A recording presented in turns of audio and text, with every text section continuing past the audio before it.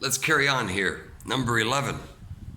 If we become a socialist society, the Enabling Act will enforce the sole goal of the Socialist Revolution for the regulation of all markets and business. It means stock market, trade market, everything, commodities market, will all be controlled by the government.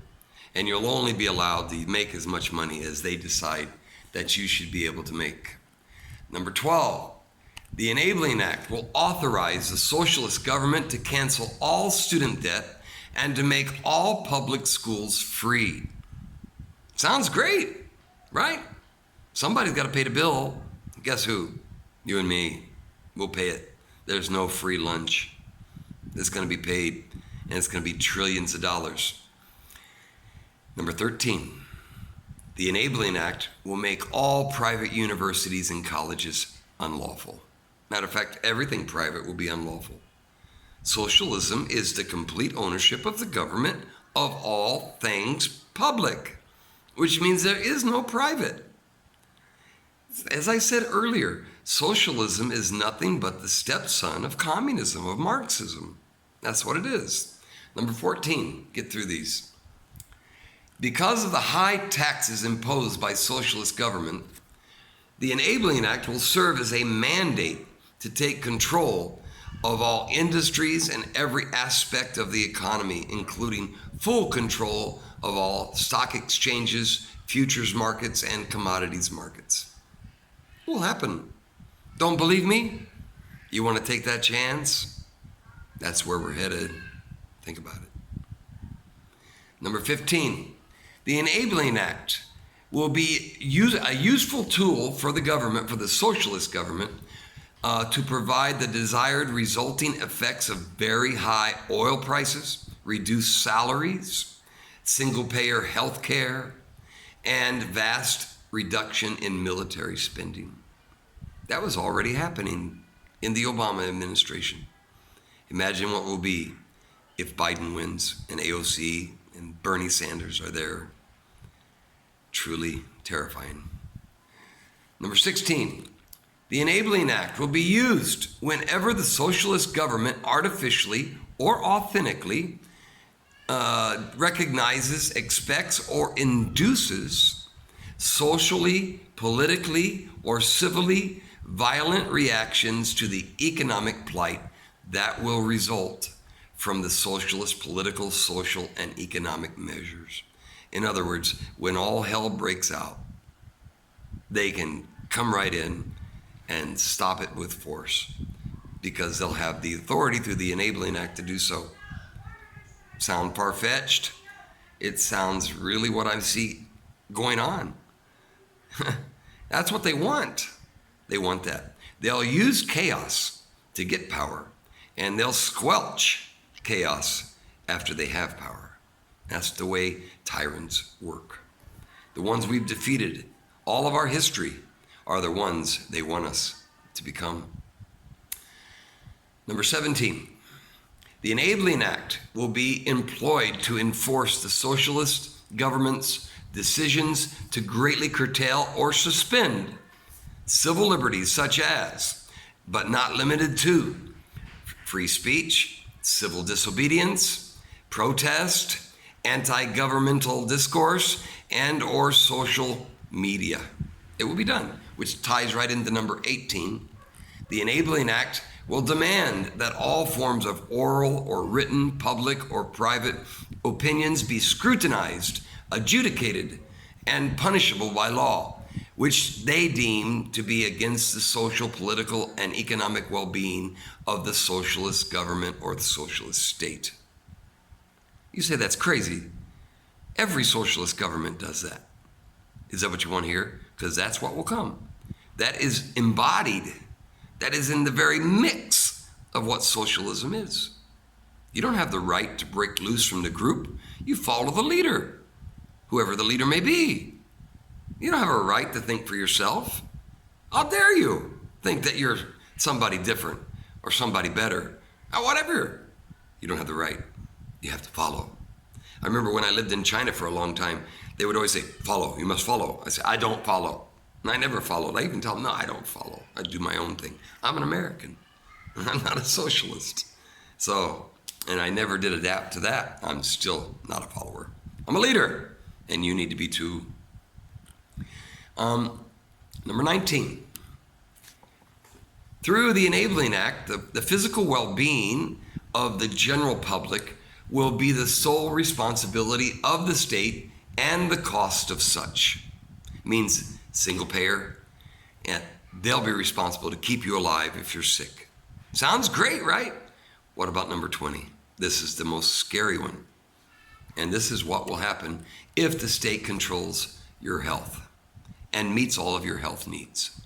Number 20, because of the great cost of keeping citizens healthy, the Enabling Act will give the socialist government wide latitude to decide A, what care should and should not be given, B, who should or should not receive socialist government paid care, excuse me, C, what kind of care can the public get, and C, what can the public eat or not eat, because they're paying for you. They're keeping you alive. They'll decide how to keep you healthy because you're expensive. Think about it. Scary? It will happen. D, what can and cannot be served in public forums or restaurants such as that. They're already doing that in New York. They're already doing it. So it'll just become national. And then E, when the socialist government deems it necessary to consider employing end-of-life measures for your life. In other words, 1, when are you no more valuable? When are you of no more use? Socialism is utilitarian. They only use you as a tool to keep society going. You know, it's like being Dr. Spock as their president. You know, the needs of the many outweigh the needs of the few. That's basically what it is. And that's what will go down. And then, lastly, number 21, the Enabling Act will be the catalyst for the socialist government to fundamentally end private property and to pass land reform legislation that will eliminate large estates and redistribute it to benefit the rural poor. I'm all for helping the poor as long as they help themselves. There are people who can't help themselves, and it's unconstitutional not to help those who cannot help themselves. But it's totally unconstitutional to help someone who can do it for themselves. But that's what will happen if we become a socialist society. Now let me ask you a question. Do you think this was fiction, an over-energetic mind, or was it real? These are the exact steps that Hugo Chavez took in Venezuela when he turned that country from one of the richest countries in the world into one of the poorest through socialism. These are the exact things he did with an Enabling Act. That's socialism, the one that Bernie Sanders said is great. He said he was very appreciative of the bread lines in Russia because otherwise people wouldn't have anything to eat. And that's what he wants here. I call him Breadline Bernie. Did you know that Venezuela used to be the 4th richest nation in the world at one time? It was the richest nation in Latin America. It was 4 times richer than Japan. Venezuela was 12 times richer than China.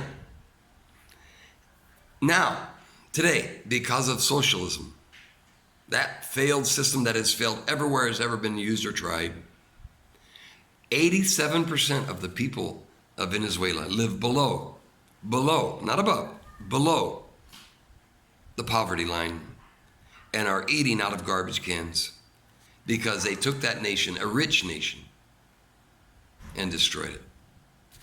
Do you think that can happen in America? You don't think so? Are you sure? Think again. It can happen. Ronald Reagan said we are one generation away from losing our freedom. Is that going to be this generation? Or are we going to fight it? America, destiny is knocking at your door. And destiny is a choice. Nothing is for sure. It's up to us to decide what we want for our society, for our nation, for our children. Will we be so selfish to have had a great nation to ourselves and to bequeath to our children a destroyed, failed society because we became too lazy and too entranced by thinking that we could have a great life with other people's money? This election has to be the most important election in the history of our country. And we probably have the best president in the history of our country in Donald J. Trump. Look what he's done. Look how he's built our nation. Look at the economy before this stupid, I call it a plandemic, hit our nation. We had the greatest economy in our history, maybe in the history of the world. Donald Trump did that, and he's going to do it again. He has planted the seeds for greatness, seeds that will far outlive him and me and you, and into the future for our children. He needs 4 more years to let it grow, let him take root. If we rip him out of the Oval Office now, look what we're implanting there. Disaster. We have got to help Donald Trump win. America, if you're lazy and you don't take it seriously, this is your future, what I've read to you today. But if we get out and fight, if we give Donald Trump a great victory and give him votes and tell our neighbors and not be afraid to say, just go out and vote. You don't need to tell anybody who you're voting for, but go out and vote. You've got to put him back in office. If you don't, that once great nation of Venezuela that has become a failed state will be but a forethought when people will consider that once great nation of the United States of America that became a failed state and a society totally controlled by a burgeoning, inflated, overbearing, totalitarian government. That's what the Democrats want for you. That's what Joe Biden wants for you. Joe Biden doesn't know what he wants, but that's what the people around him, his handlers, want for you. What do you want for you? I want freedom. Give me freedom, or give me death. Let us go out and let us be willing to expend our last ounce of devotion for the nation that is the last best hope for humankind. Without America, can you imagine what we will be? God bless you all.